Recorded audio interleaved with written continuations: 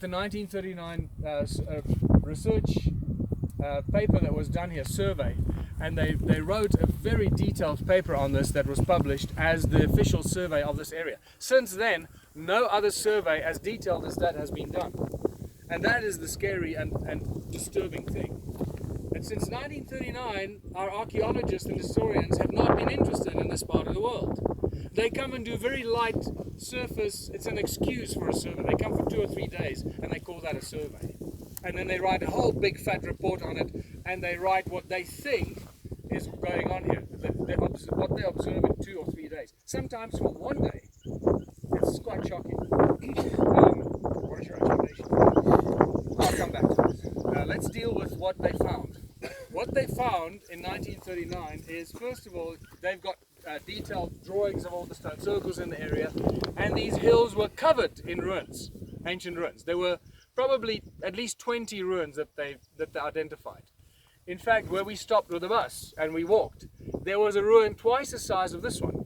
You can see it on their drawings. It is a beautiful structure that was completely just bulldozed over and destroyed to build the highway. Down here, there are terraces going down. You don't even see them. Right in front of us, there are terraces going all the way down to the river. These terraces have been destroyed by ploughing and farming. In fact, some of the best cone-shaped tools that I've got, the best cone-shaped tools example, was found right here in that cluster of trees. So I've walked these mountains pretty much everywhere you can imagine. I haven't been everywhere, but I've been in all the directions to ascertain what's going on here. And I did this in 2008, the first 6 months of 2008. The 1939 survey listed a number of anomalies and problems with these stone circles. And one of the main anomalies or problems they listed, and they stated very clearly that we need to come back and reinvestigate this, because this unanswered questions and problems with these structures is the original structures had no doors and entrances. This is very firmly written in that 1939 survey. To me, that is the most significant point, and it is the point that is most significantly overlooked by our modern historians. You were in the Origins Museum 2 days ago, and they completely contradict what the 1939 survey explored here. The guys that wrote that stuff, I must be careful how I mix my words because I get very annoyed, that wrote that stuff on those walls at that Origin Center are the same people that refuse to talk to me and refuse to have any contact with me. Although I want to come and show them around and show them what is here, they have no idea what's here. They've not walked these mountains, and they make up stories and they publish books where they claim that those structures were built by the Bakoni people, the Bakoni tribe of some 250 to 300 years ago, which is absolute not, they just make it up. Quite frankly, I had the Bakoni royal family at Stone Circle for a whole day. They came to visit me because they heard about my work, so the Bakoni royal family, the queen, and everyone came to see me.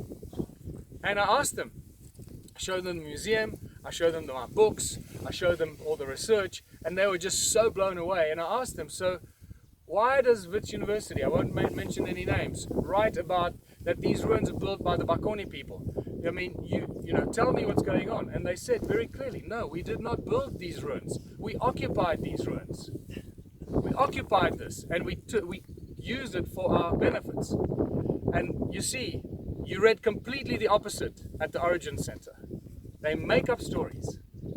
So what's important as well here is that here we have the fingerprints of, and these 3 stone circles are some of the greatest examples of habitation over a very extended period of time by different people at different times throughout human history.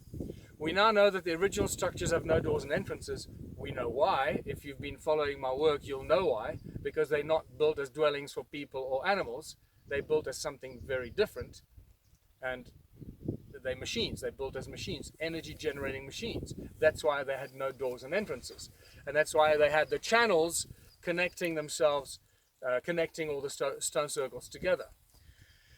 The other important thing is here, is we have another very important hidden history, untold history of Southern Africa that you will not find in any mainstream history book.